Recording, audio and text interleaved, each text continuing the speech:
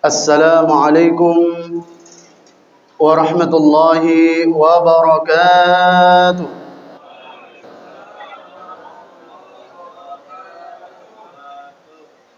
Allahu akbar. Allahu akbar. Allahu akbar.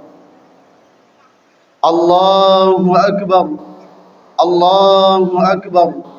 Allahu akbar. Allahu akbar. Allahu akbar. Allahu akbar kabira. Walhamdulillahi katsira. Wa subhanallahi bukratan wa asila. La ilaha illallah wa la na'budu illa iyyah. Mukhlishina lahuddin.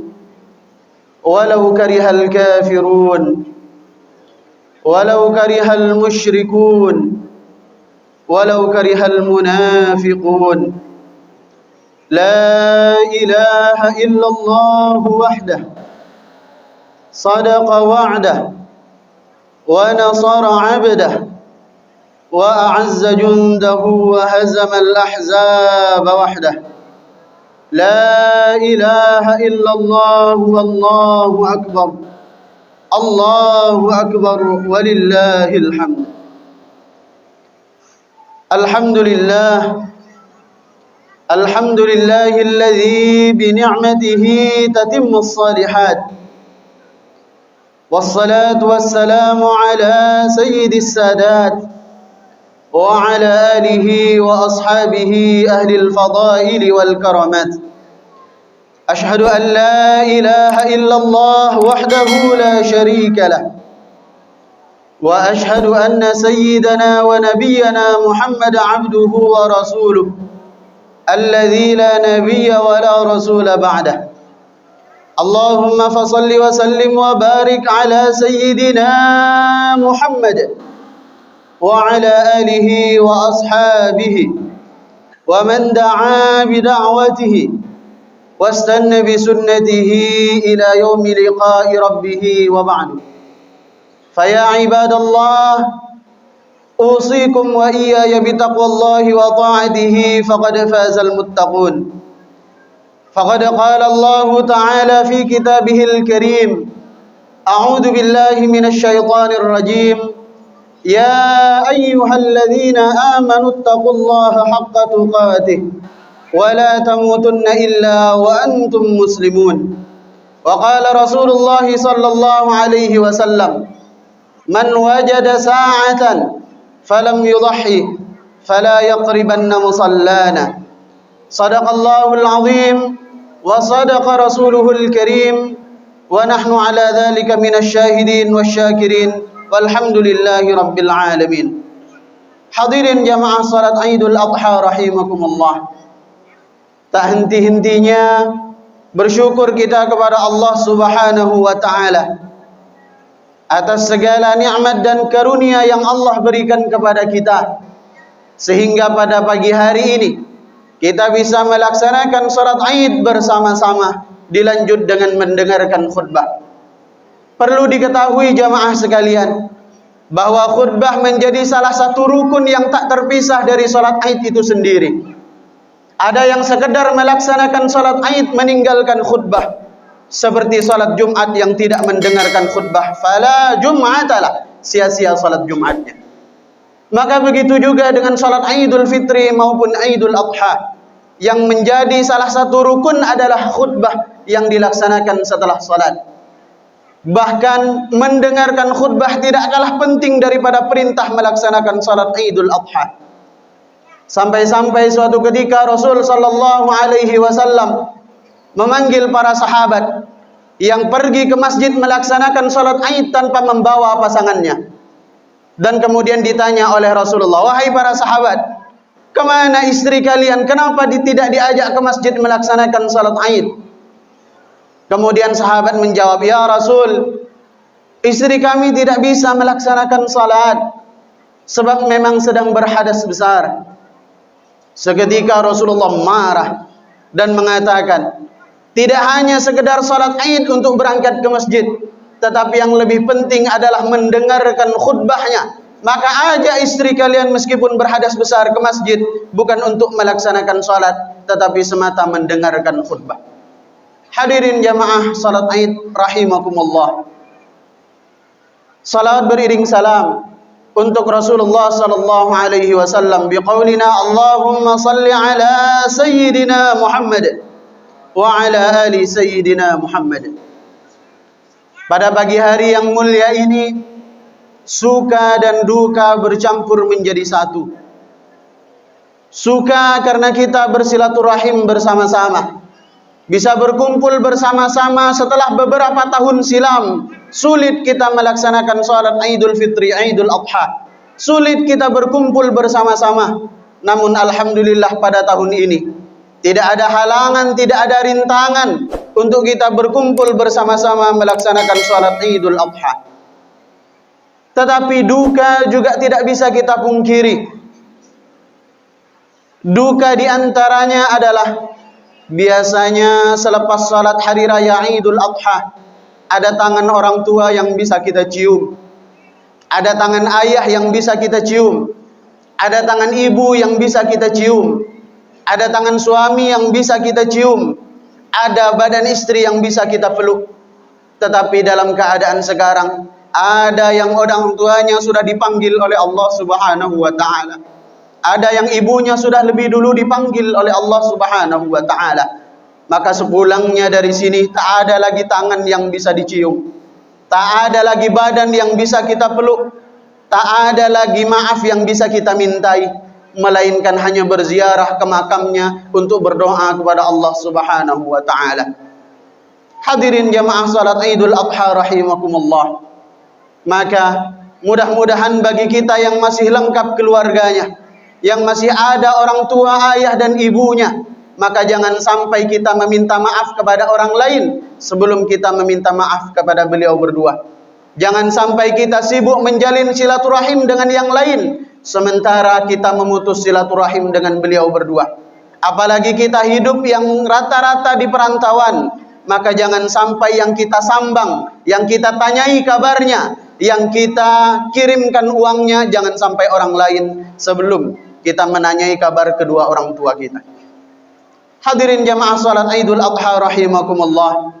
Setiap tahun kita melaksanakan salat Id, setiap tahun kita mendengarkan khutbah Id. Apa pesan yang ingin disampaikan oleh Allah Subhanahu wa taala pada setiap perayaan salat Id? Pesan yang pertama, pada saat hari raya Idul Adha, Allah Subhanahu wa taala mengingatkan kepada kita tentang betapa pentingnya berbakti kepada kedua orang tua. Kenapa berbakti menjadi pesan pertama pada saat perayaan hari raya Idul Adha? Karena di balik perayaan hari raya Idul Adha ada sesosok anak yang begitu berbakti kepada kedua orang tuanya, yaitu Nabi Ismail alaihi salatu wassalam, yang demikian patuh kepada Nabi Ibrahim sebagai ayahnya. Bahkan patuh tidak hanya sekedar perintah, patuh tidak hanya sekedar larangan, tetapi patuh ketika datang mimpi dari Allah Subhanahu wa taala untuk menyembelih, untuk memotong lehernya, tidak dipotong oleh tetangga, tidak dipotong oleh orang lain, tetapi potongan itu diperintahkan oleh orang tuanya sendiri terhadap anaknya sendiri. Bahkan yang tidak kalah memilukan, karena anak yang lahir itu adalah anak yang ditunggu-tunggu 86 tahun lamanya, memohon kepada Allah agar memiliki keturunan. Setelah anak itu sudah sampai pada usia yang cukup, datang perintah dari Allah untuk menyembelihnya. Apa jawaban Ismail alaihi salatu wassalam? Tidak ada kata lain, tidak ada bantahan, tidak ada penolakan, bahkan tidak ada alasan untuk menunda penyembelihan. Nabi Ismail langsung menjawab, qala ya abati fa'al ma tu'mar. Wahai ayahanda, lakukan apa yang telah Allah perintahkan kepada engkau. Satajiduni insyaallahu minas sabirin. Mudah-mudahan engkau menjumpaiku sebagai orang-orang yang sabar, taat kepada Allah dan berbakti kepada orang tua. Maka pelajaran yang pertama yang bisa kita ambil dari perayaan Idul Adha adalah taatnya seorang anak kepada kedua orang tua. Ini yang seringkali kita remehkan. Di antara kita begitu hormat kepada gurunya, sampai-sampai mengalahkan hormatnya kepada orang tua. Begitu tunduk kita kepada atasan, tetapi begitu membangkang kepada orang tua. Begitu halus tutur kata kita kepada ulama, kepada habaib, kepada syekh, tetapi begitu kasar tutur kata kita kepada kedua orang tua. Begitu membungkuk badan kita di hadapan orang lain, tetapi begitu berbusung dada kita di hadapan kedua orang tua. Padahal yang menjadi tolak ukur ridhanya Allah Subhanahu wa taala bukan hanya guru, bukan hanya kiai, bukan ulama, bukan syekh, bukan habaib, bukan atasan, tetapi yang menjadi tolak ukur ridha atau tidaknya Allah kepada kita adalah kedua orang tua. Ridhallah fi ridhal walidain, ridhanya Allah terletak sejauh mana ridhanya orang tua kepada kita. Wa sukhtullah, dan murkanya Allah fi sukhtil walidain, terletak seberapa murkanya orang tua kepada kita. Hadirin jamaah salat Idul Adha rahimakumullah. Maka mudah-mudahan di hari yang mulia ini kita bisa mengevaluasi kembali sejauh mana tingkat ketaatan dan penghormatan kita kepada kedua orang tua kita. Sampai-sampai para ulama mengatakan, seandainya ada yang boleh disembah selain Allah Subhanahu wa taala, maka kaki kedua orang tua adalah tempat di mana kita bersujud. Pesan yang kedua daripada perayaan hari raya Idul Adha adalah istilah kurban. Apa itu kurban? Kurban berasal dari kata qariba yaqrabu qurbanan. Tidak ada hubungannya dengan hewan, tidak ada hubungannya dengan sembelihan. Kurban memiliki makna kedekatan. Kenapa hari raya ini disebut dengan hari raya kurban yang bermakna kedekatan? Karena ada upaya, ada usaha yang bisa kita lakukan untuk menambah kedekatan kita dengan Allah Subhanahu wa taala. Apa upaya yang bisa kita lakukan untuk menambah kedekatan dengan Allah Subhanahu wa taala? Karena sebenarnya peristiwa kurban itu tidak hanya terjadi pada zaman Nabi Ibrahim alaihi salatu wassalam.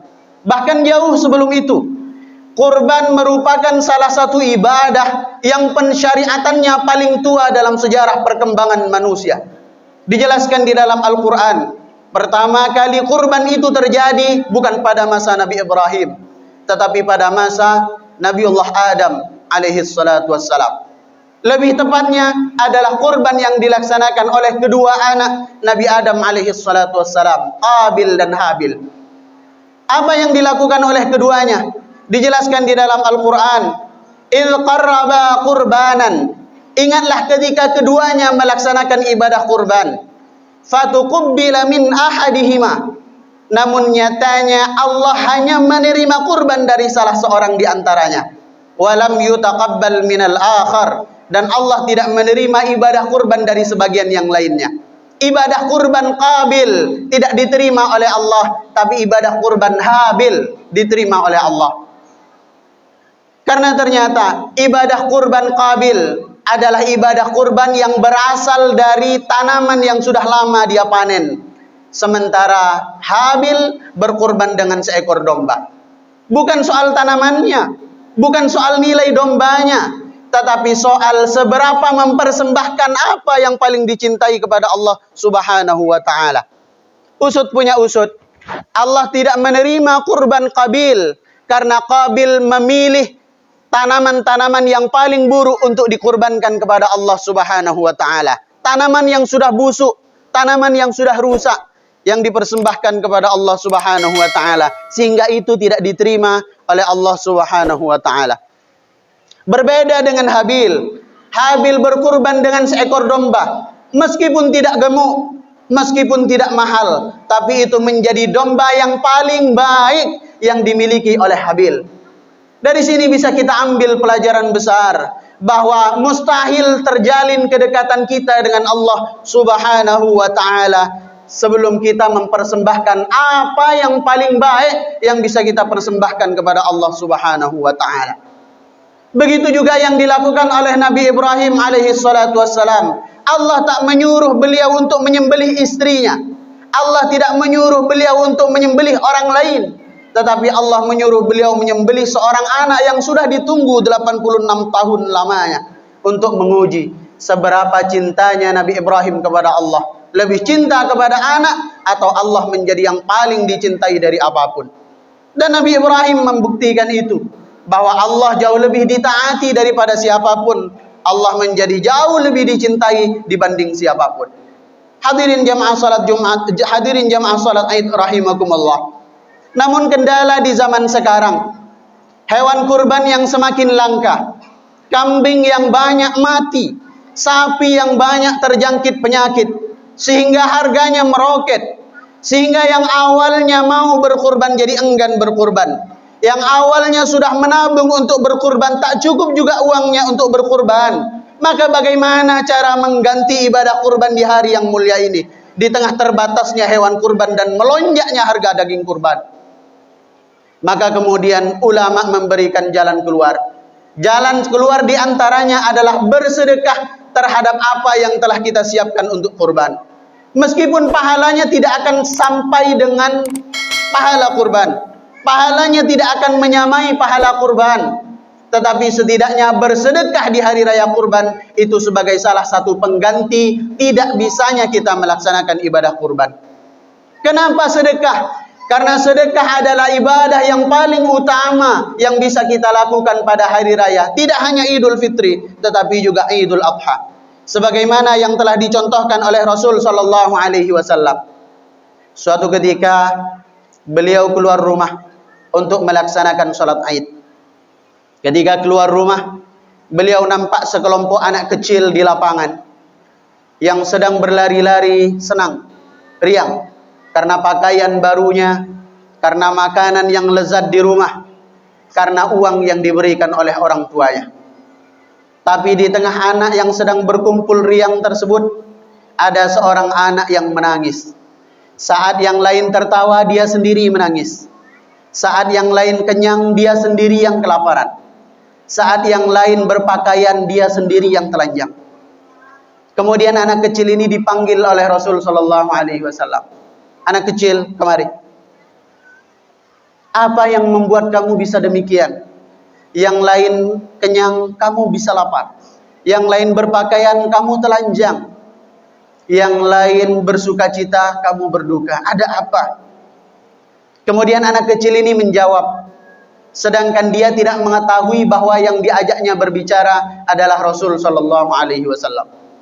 Anak kecil ini menjawab, "Inna abi mata fi ahadil ghazawati ma'a Rasulillah sallallahu alaihi wasallam."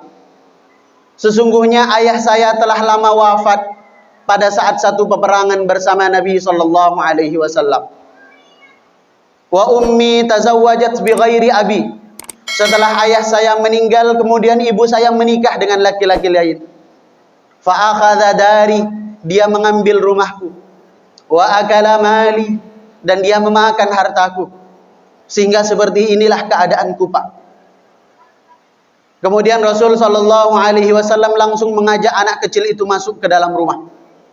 Padahal makanan di rumah Rasulullah tidak banyak, tetapi beliau memberikan seluruh makanan kepada anak kecil itu. Tidak hanya diberikan makanan, tapi diberikan pakaian sebagaimana layaknya anak-anak kecil yang menggunakan pakaian yang bagus di hari raya. Setelah keluar dari rumah Rasulullah sallallahu alaihi wasallam, anak kecil itu riang.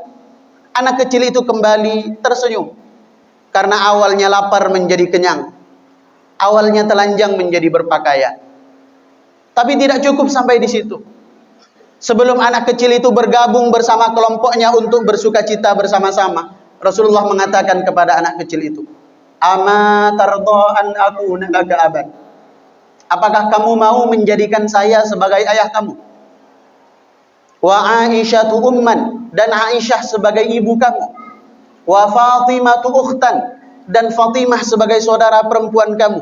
Wa Aliyun amman, dan Ali adalah paman kamu. Wal Hasan wal Husain ikhwatan, sementara Hasan dan Husain adalah saudara laki-laki kamu. Mendengar perkataan tersebut, anak kecil itu sontak menangis. Karena baru sadar, ternyata yang dia ajak bicara sedari tadi adalah Sayyiduna wa Maulana Muhammad sallallahu alaihi wasallam, di mana ayahnya wafat pada saat satu peperangan bersama Rasulullah sallallahu alaihi wasallam. Setelah mendengar kata-kata itu, langsung anak kecil tersebut lari ke gerombolan teman-temannya dan berteriak, "Saksikanlah wahai kawan-kawan, yang tadinya saya lapar hari ini saya kenyang. Yang tadinya saya telanjang saat ini saya berpakaian. Yang tadinya saya tidak memiliki ayah, hari ini adalah ayah saya yang paling mulia di muka bumi. Sayyiduna wa maulana Muhammad sallallahu alaihi wasallam." Dari sini kita bisa mengambil pelajaran bahwa tidak ada yang lebih penting yang bisa kita lakukan di hari raya Idul Adha selain berkurban adalah memperbanyak sedekah. Apalagi sedekah adalah ibadah yang paling kita rasakan pertama kali sebelum kita dihisab oleh Allah Subhanahu wa taala kelak di padang mahsyar. Kalau salat kita laksanakan, kapan pahala salat dirasa? Nanti di surga. Kalau kita membaca Al-Quran, kapan bacaan Al-Quran kita petik pahalanya? Nanti di surga. Saat kita berkurban, kapan dirasakan pahalanya? Nanti di surga. Saat kita berhaji dan berumrah, kapan dirasakan pahalanya? Nanti di surga. Tetapi kalau kita bersedekah, yang bisa berkurban, sedekah daging kurban. Yang tak bisa berkurban, sedekah dengan apa yang dimiliki di rumahnya. Karena ibadah sedekah adalah ibadah yang pertama kali dirasakan oleh orang yang dimasukkan ke dalam liang lahat. Sebagaimana Allah Subhanahu wa taala berfirman di dalam Al-Qur'an, "Wa anfiqu mimma razaqnakum." Infakkan sebagian apa yang telah Allah rezekikan kepada kalian, min qabli ayya ahadakumul maut, sebelum kematian datang kepada kalian masing-masing. Fayaqula rabbi laula akhartani ila ajalin qarib. Seandainya kalian melihat, seandainya kalian mendengar, seandainya kalian tahu bahwa jenazah yang sudah dimakam jasadnya di dalam tanah merintih meminta dihidupkan kembali kepada Allah Subhanahu wa taala. Untuk apa? Fa as-saddaq. Ya Allah, kami ingin bersedekah. Wa akum minas salihin, dan kami ingin menjadi orang-orang yang saleh. Hadirin jamaah salat Idul Adha rahimakumullah. Mudah-mudahan khutbah yang singkat ini membawa pelajaran besar bagi kita semuanya. Di tengah keterbatasan, di tengah kesulitan, semoga Allah tak menyurutkan semangat dan istiqomah kita untuk berbakti kepada orang tua dan memperbanyak sedekah di hari raya Idul Adha. Barakallahu li wa lakum fil Qur'anil azim wa nafa'ani wa iyyakum bima fihi minal ayati wa dzikril hakim wa taqabbala minni wa minkum tilawatahu innahu huwal ghafurur rahim.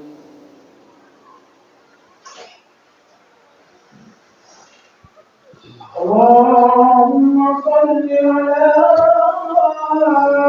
سيدنا محمد وعلى آل سيدنا محمد.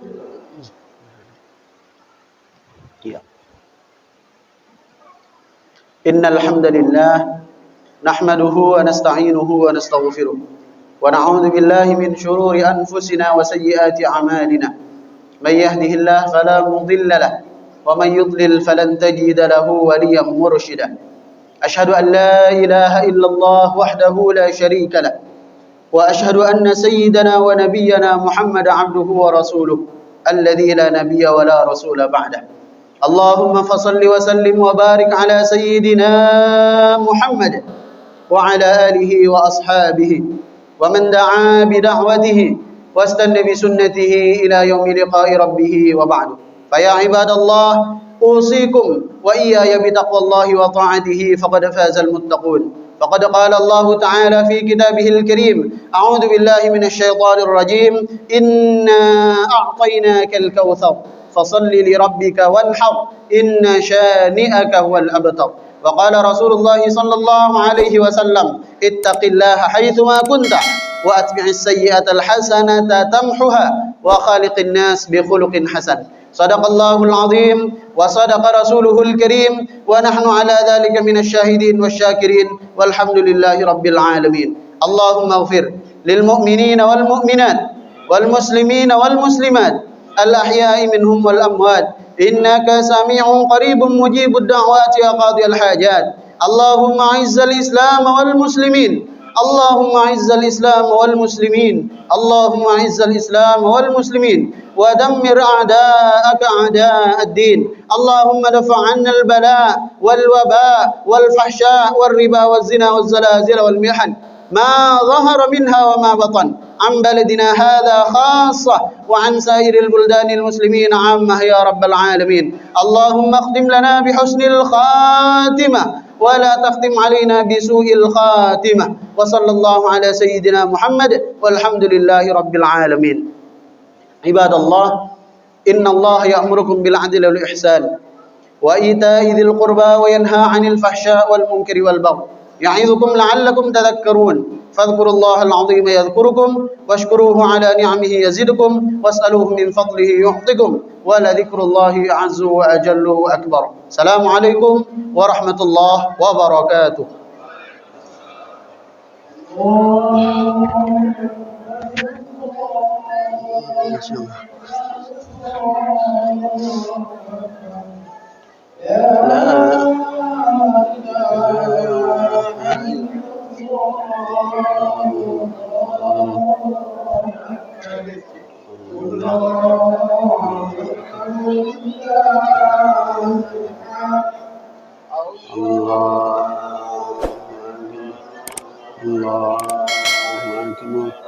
Allah